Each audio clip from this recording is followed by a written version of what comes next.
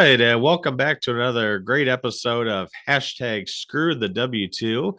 And got another great guest coming on, and you might be able to tell from his T-shirt that it says "successfully unemployed." You could probably take a guess. He said "Screw the W2" at one point. My guest today is Dustin Heiner, who started Master Passive Income. Dustin, welcome to the show.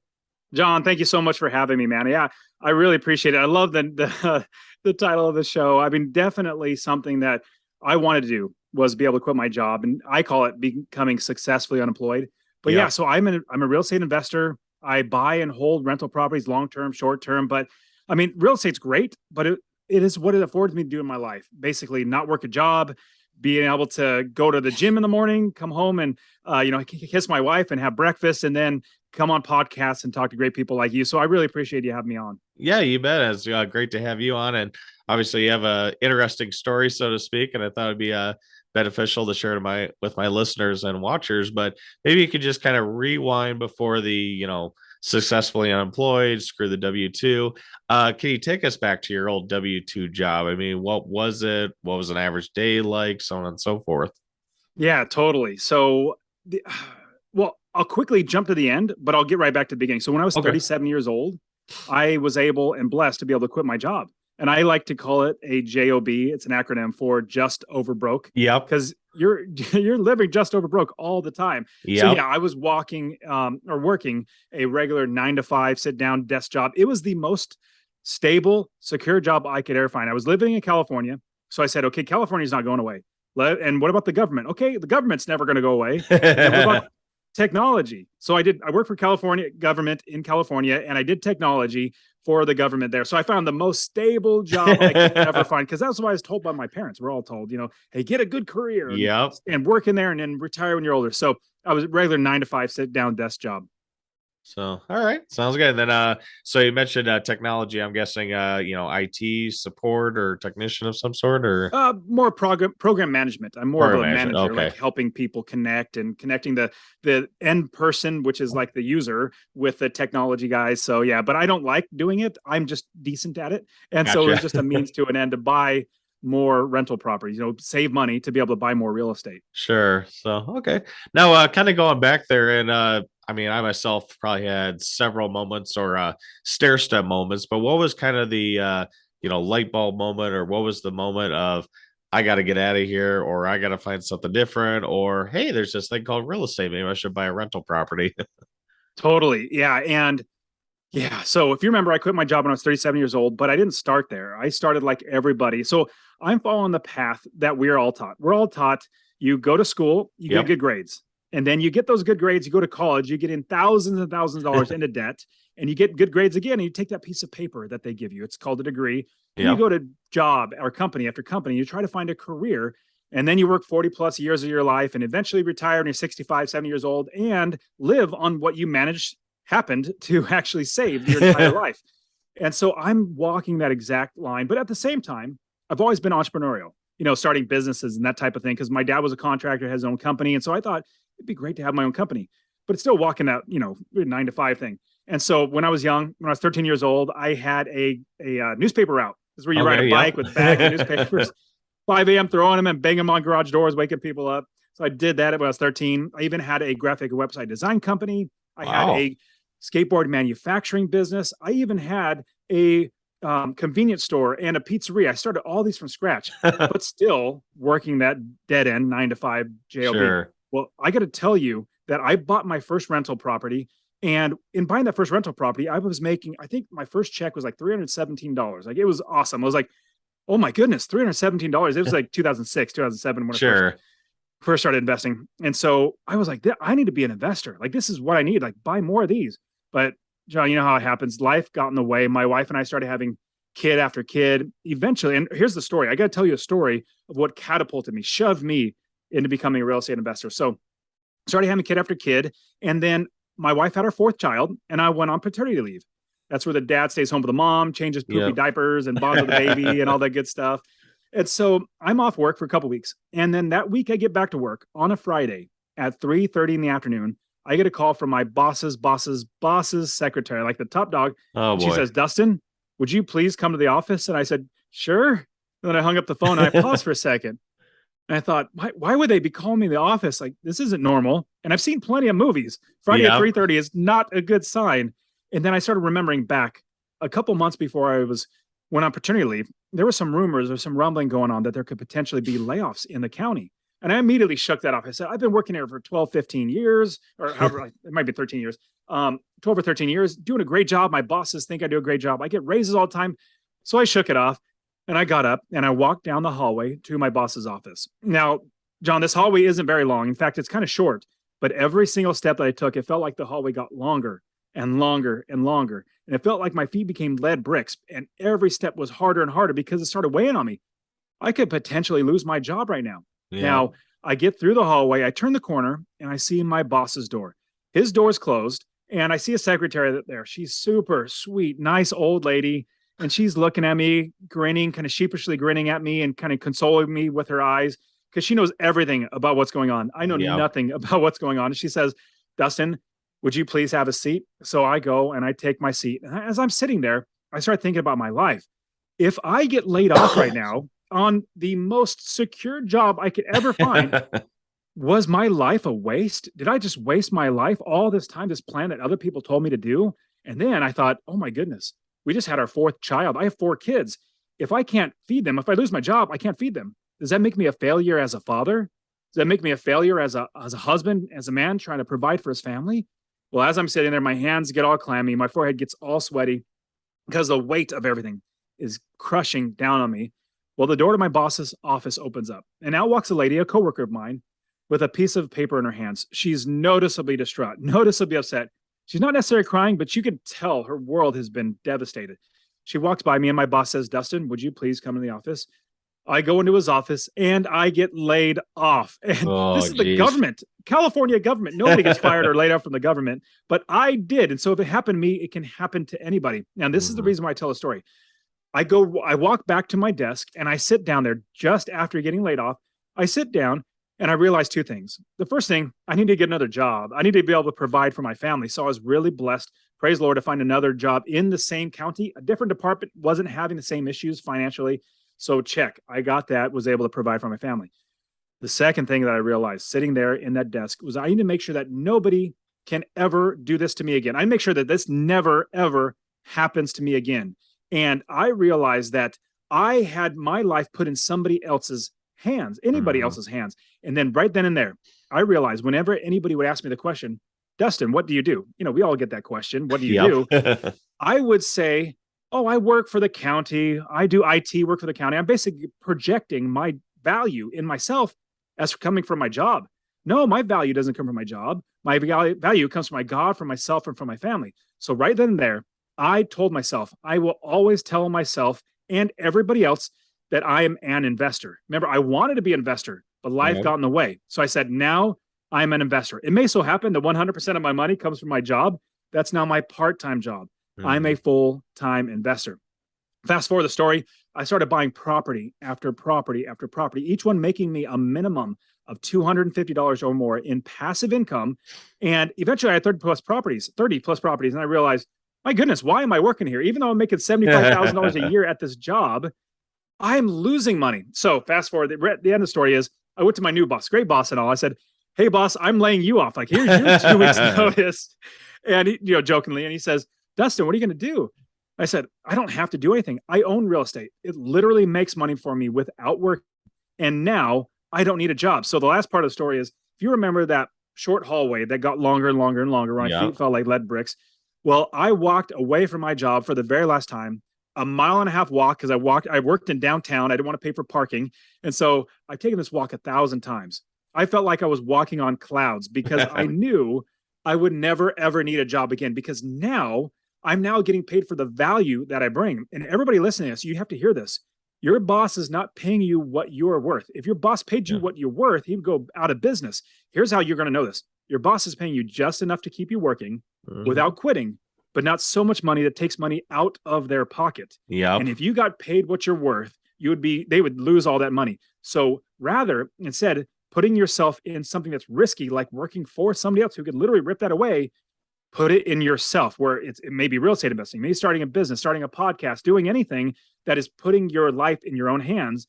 and then realizing your value doesn't come from your job. Your value comes from inside yourself. So I'll pause the story because you probably got plenty of questions. No, that's fine. So basically, in a kind of a nutshell, you were in a position where you got fired, but then later on, there's like, hey, boss, I'm firing you. And you're at the point of having rough math off the top of my head, 30 rental properties, 250 a month, about 7,500 ish a month in passive income if my math Very is good. correct. But that So was the minimum. I sure. had Yep. properties making me 4, 5, 600. Now I started investing back in 2006 before the crash. And no matter if the market went up, if the market went down, or the market went sideways, I still made money because I don't invest for appreciation. Yep. I only invest for cash flow.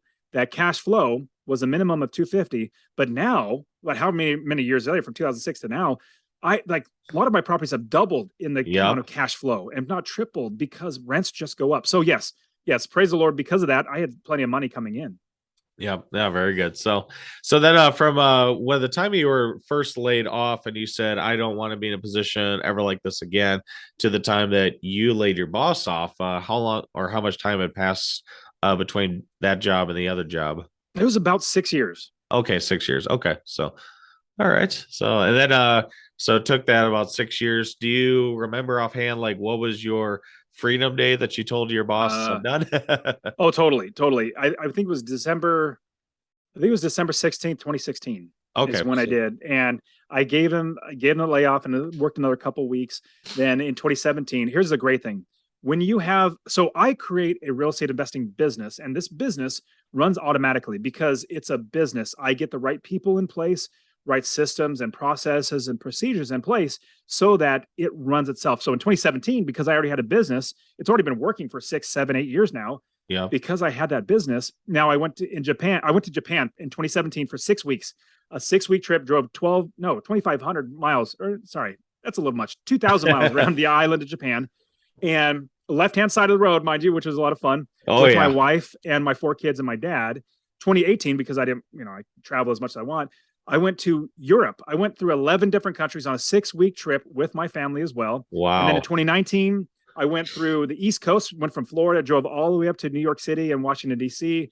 for a 4 week trip. 2020 was COVID. So now we're picking back up Yeah. on the traveling. But it's because I own real estate that makes me money in passive income. And if this is what my wife said, or I asked my wife, said, how much money do I need to be making in order to not work for somebody else, to quit my job? And she said, and I remember this as plain as day, $4,200.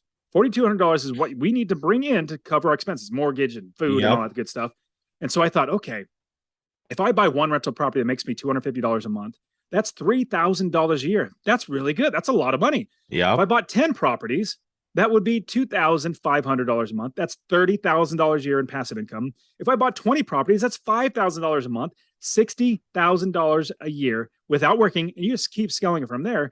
Eventually, I realized, my goodness, I have plenty of money coming in. If I just focus on my own value, building my own businesses, I'll make so much more money. And so when I quit my job, that was 40 plus hours of my life back in my, Mhm. possession, that I started building business after business. Now I literally have 4 businesses, all making me Wow. lots and lots of money. But here's the key. I love talking about streams of income, different streams of income. I love having lots of streams of income, but they all flow into my river of income, which is my real estate investing. That's where I Mhm. store my money. That's where I make more money. And that's also generational wealth. I will Mhm. literally give these properties to my kids, and they are going to be able to utilize them for themselves. So I would love to, I could definitely walk all your audience through the exact steps that they need to take in order to build the business to be successful. I could definitely do that if you'd like. Sure, absolutely. And that might actually work out well for another podcast segment because I kind of just obviously do this for the entrepreneurial and inspirational stories and whatnot, but definitely a topic to look at another time. One thing I did want to highlight, you kind of mentioned, I think a lot of people out there they hear, well, whatever your expenses are, okay, I need, let's just say 4,000, and well, I need to find a job that makes $4,000 a year. Okay, problem solved. Like, well, not quite because you need $4,000 net once you factor in state and local and Fed and FICA taxes. Well, you might have to bring in, $7,000, $8,000 gross to pay everything to Uncle Sam and then have your 4,200 net a month. Where I like about real estate, and we don't have to get down the rabbit hole of tax loop tax loopholes, depreciation. You make $5,000 a month from real estate. That's $5,000 gross slash net right in your pocket. No taxes paid if you have a good CPA and good systems in place. Totally, totally. And here's the great thing with that $5,000, I, when you buy a house, you're going to have a mortgage, you're going to have taxes, insurance, and all that sort of stuff when you buy a house. But here's the great thing on all my properties, I don't pay my taxes, I don't pay my insurance, I don't pay my mortgage, I don't pay for repairs, I don't pay for my property manager, I don't pay for any of that stuff. Yep. My tenants pay for that. Now, it Right. so happens the money goes into me and out to all these bills, which is fine. But I get this question, well, Dustin, how do you afford a property manager? And I said, I don't. Like, I don't have to get a job to pay for a property Yep. manager. I don't buy the house unless those expenses are in the numbers before Yep. I buy it, and I make sure I can rent it for $250 or more. It's really simple. All you do is add up all those expenses, like I just told you: Yep. mortgage, taxes, insurance, vacancy factor, repairs, all that sort of stuff. And your property manager, you add all that up, and that's your expenses.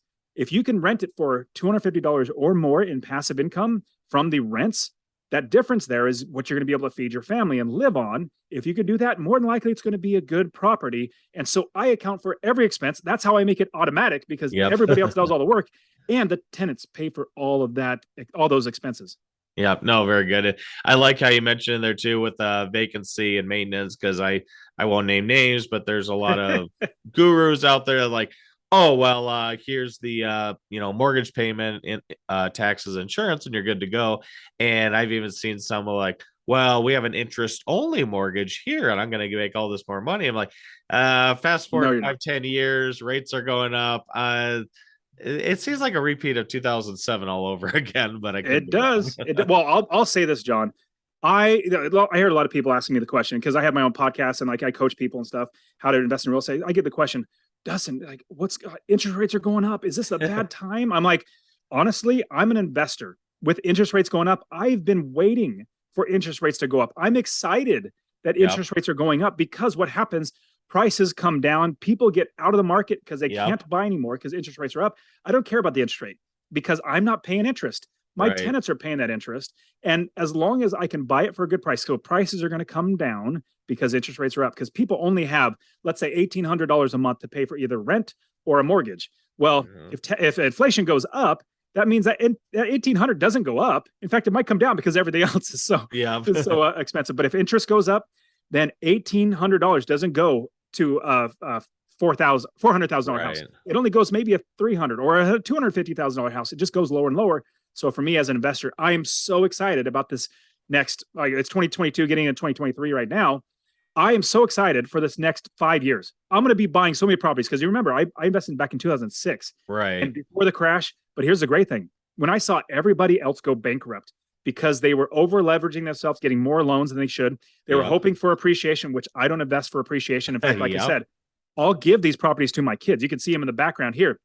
I'll literally give them to my kids.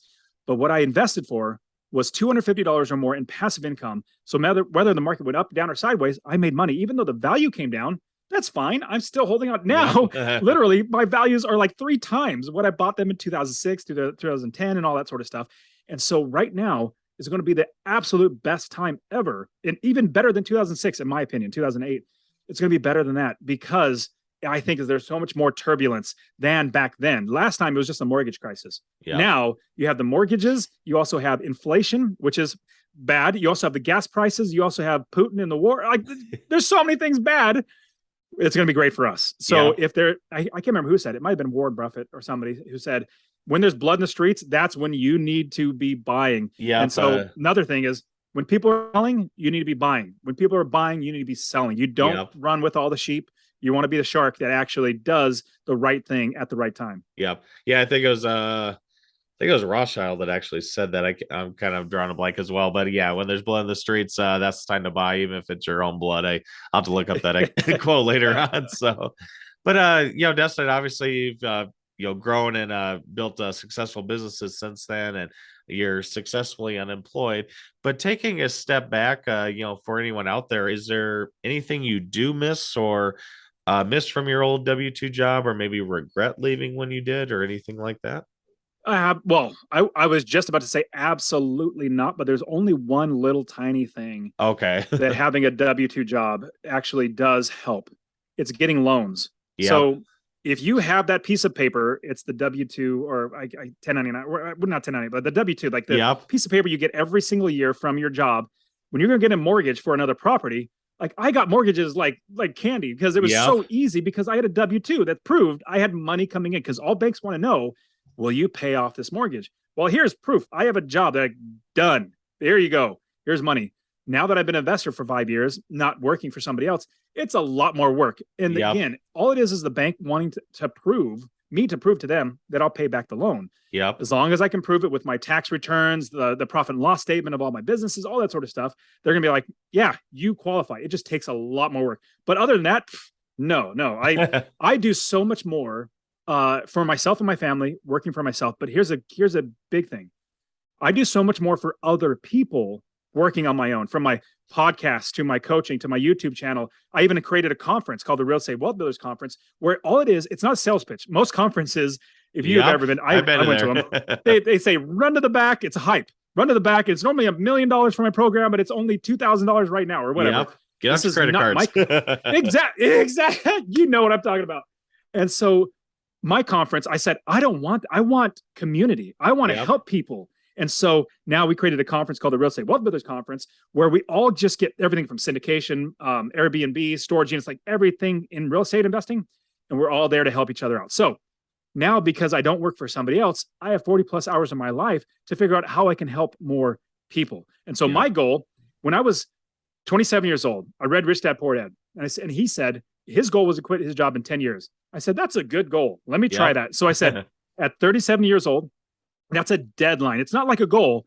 Even if I don't make it, it's like I'm burning the bridges. I go, I'm going to quit everything because I'm going to force myself. So 37, I have to be done because I have wife and kids. Yep. So praise the Lord, at 37 years old, I was able to quit my job. But John, after that, for about a year, I didn't have a goal because I was like, I accomplished it. But then I started realizing I need a goal. Like I need something to shoot for.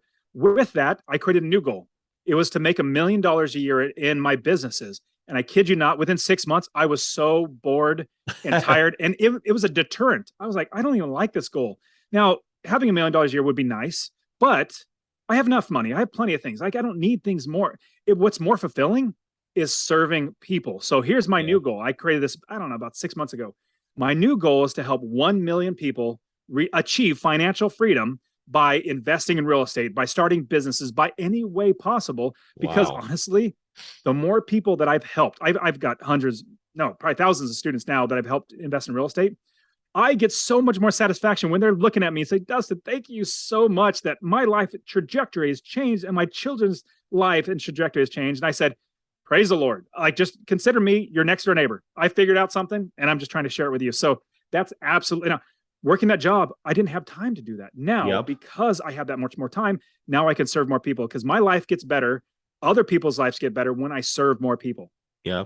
I think kind of going back to quotes here. I remember I think it was Zig Ziglar. It says you'll get everything you want in your life as long as you help enough people get what they want in life. Yeah. So helping 1 million there, I definitely can do that. So as we close this out, Dustin, I wanted to thank you again for appearing for my show, and obviously you can kind of highlight your YouTube channel and podcasts and stuff. But as we're getting into 2023, are there any new projects that you're working on or anything that you're excited about with the new year coming up in 2023 and obviously beyond?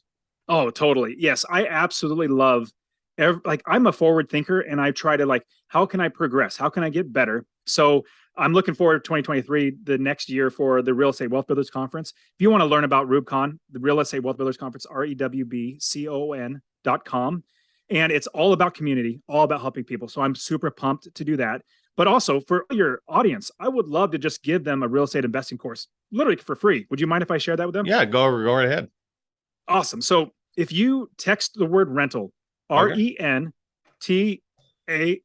rental to 33777. Rental to 33777.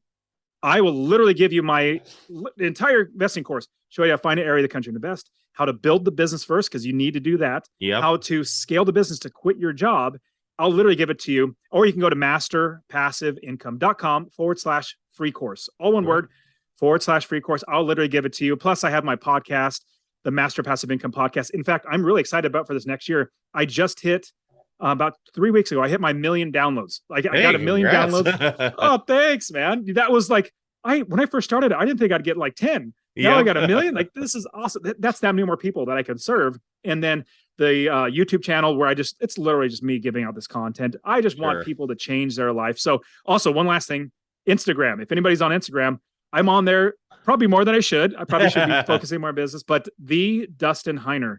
So THE Dustin Heiner. I'm not that arrogant. That's the only handle I could find, the Dustin Heiner. But I love just seeing people change their lives. So, John, I really appreciate having me on the show. Yeah, no, thanks for coming on and yeah, sharing your wisdom. And I'll make sure I have all these links in the show notes here for the YouTube channel, as well as I'll tag your YouTube channel as well, and hopefully direct more people to you and your mission. And how's the countdown going? Have you kept track of how many people you've helped getting towards that 1 million yet? Or Yes and no. Meaning, okay, yes, how many students I've coached. Oh, it's over 1,000 that I've coached now okay, specifically. But I'm trying to figure out how to actually quantify the million people. yeah, I think it's more of like, instead of quantifying, it's more of like I'm shooting for the moon. yep, If I get off the ground, at least maybe I might get to 100,000. Maybe I might get to 500. I don't know, but that's my life goal now. Like it's not like a 10-year. It's like my sure. life goal is to help a million people. So it's just as long as I strive, like every new thing that I create for my business, how can I serve more people? How can I get to that new goal of somebody reaching that financial independence or seeing that it's possible? So yeah, hopefully one day I'll be able to look back and say, I think I achieved it. So we'll see. All right, sounds good. Well, Dustin, thank you again for appearing on the show. Hashtag screw the W2, and look forward to having you on an upcoming podcast to maybe talk about real estate and business entrepreneurship. Anytime, John. Thank you so much. Thank you.